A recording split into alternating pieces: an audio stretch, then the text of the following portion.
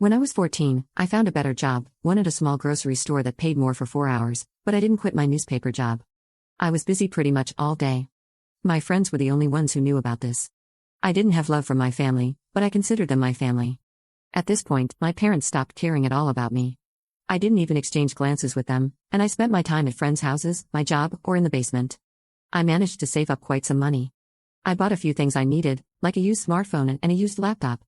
I explained my plan to my friends, and well, when I was 16, they even gave me some money, and they told me to text or call them every day. I had to break up with my first boyfriend. I had to leave my friends behind. I still had a year left of high school, and I didn't have much money, but I still ran away. I admit, I stole some food from my parents' house, and I ended up in a small town in the cheapest apartment I could find. I got a job and tried to survive, but I knew I couldn't stay there for long. I was a minor, and people would start looking for me. A few months later, I ended up leaving that town too. I was 17 by that point, and I knew that once I turned 18, I'd be free forever from them.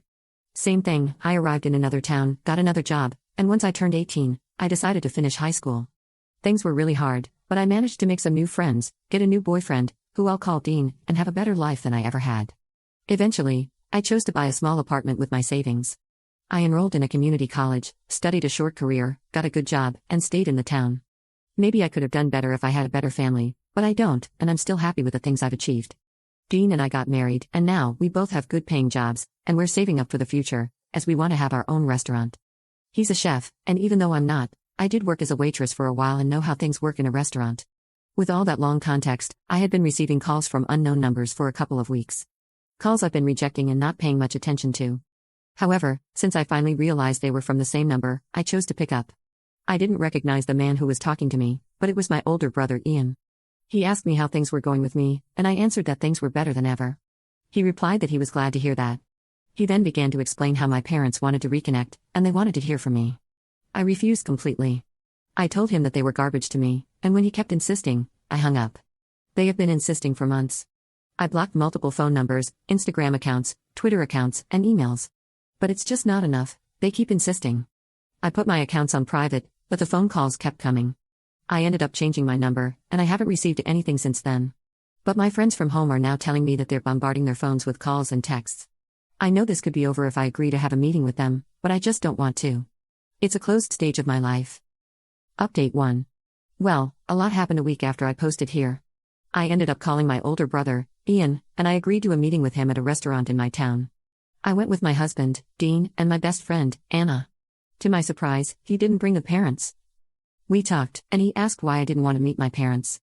After he insisted, I ended up confessing everything.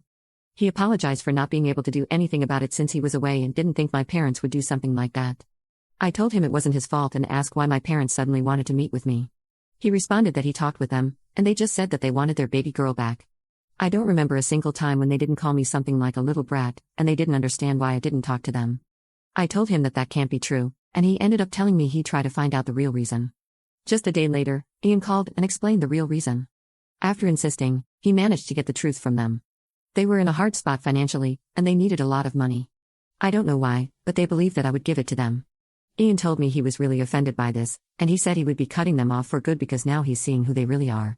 He asked me for us to keep in contact, and I agreed. I chose to unblock my parents to send them a voicemail.